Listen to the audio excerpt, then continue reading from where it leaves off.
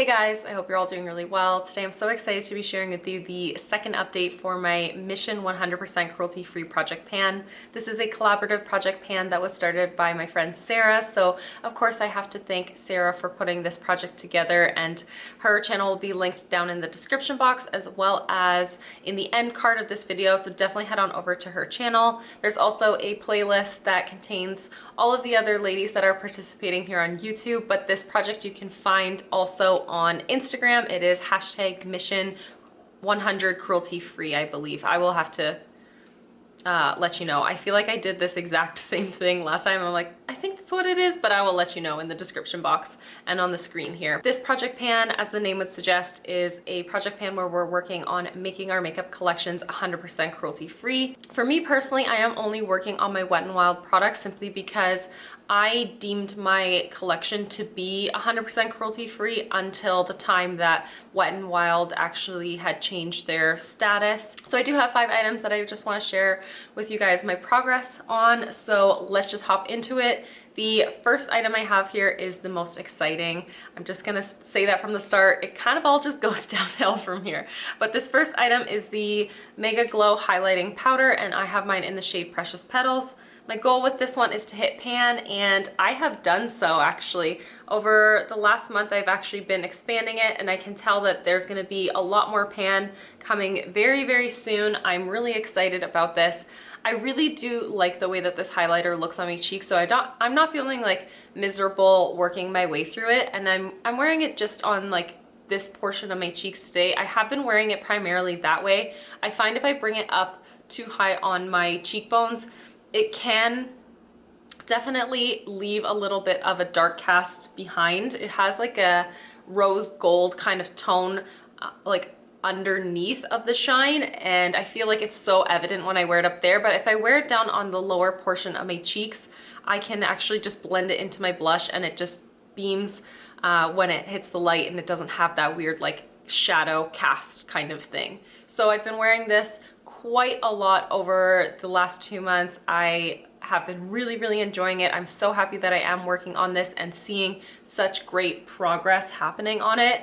Of course, I'm gonna keep using this right until the end of this project, and I hopefully will be able to share with you guys even more pan in the next update. This next item is the Comfort Zone palette from Wet n Wild. This is the old version of the palette, and I don't really think I've made any visual progress at all in this palette at all for 2 months. I truly just don't have any feelings for this palette anymore. It's so funny because only a few months ago I remember raving about it and loving on it a lot, but the formula has definitely changed since I got this in my collection. That was literally, I'd say probably about 6 years ago that this was something that I had added to my collection, and it definitely has gone off since then. Like, it's just not as impressive as it once was, and I do have hard feelings. Like, I do have hard feelings for the brand, so that definitely has changed the way that I interact with their products. So I haven't really used this today. I did just top it off on top of a different eyeshadow with this shade right here, but I just don't feel myself really desiring to use this in any way. I have no inclination to use it, even though I really don't want to just let it go. I feel like I'm probably not going to reach for it over the next couple months of this project. I'm going to try to make it a little bit more loved looking, but I just am focusing so much on my Petals eyeshadows, so I really just haven't found myself gravitating toward this. However, I do have a few other products here that you can't really see progress on, but I can promise you I've been making really good progress on these. So this is the Wet n Wild Photofocus Face Primer. This is the matte version. Now, I don't reach for this on an everyday basis because I'm just not craving a matte look very frequently at all, but I do use this when I use a tinted moisturizer. This is a completely opaque packaging, and there's a ton of air in here, so I literally cannot tell where I'm at.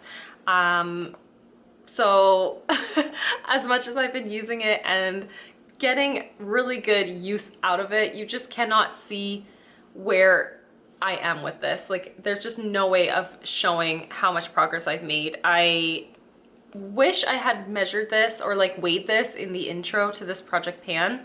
I really wish that I had, because that would be the only way to see progress, and I totally didn't even think about doing that. But otherwise, there is no way to track my progress on this, and I'm so sorry about that, guys, but you just have to believe I have been working really hard on this one. And the last two items are both foundations. They are the Photofocus foundation. I have this one in the shade Soft Ivory, which is the lighter tone, and then I have the shade Soft Beige, which is a more deep shade. These are really great foundations. I really do enjoy this quite a lot, but as of late I haven't been really wanting to use them on their own, so I've been mixing them with my Too Faced Hangover Primer, getting a lot of use out of them that way actually.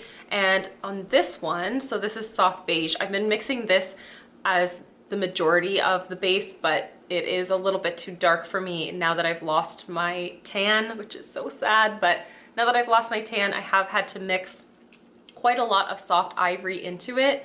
But you can tell, like, this one is getting a lot of use. Like, there is definitely some wear happening on here.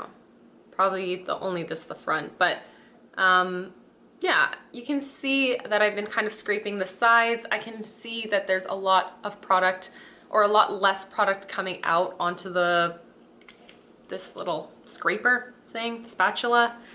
So it feels good. I can tell that I am making good progress on this one. However, the shade Soft Ivory, I mixed so little of it into this foundation that I'm not seeing as much progress with this one. There is no visible progress at all, but I am making my way through both of these, and I have been reaching for them multiple times a week in order to make sure I'm getting that use out of them. So throughout the final 2 months of this project pan, I'm just gonna make sure I reach for these as frequently as I possibly can, and hopefully one of them will be empty. I would assume this one would be the one that would be empty first, and hopefully we can see an empty foundation by the finale of this project. So this update was very short and sweet, not a lot to say or show about all of these products. However, I'm really happy to be working on this project and making my way through all of these products.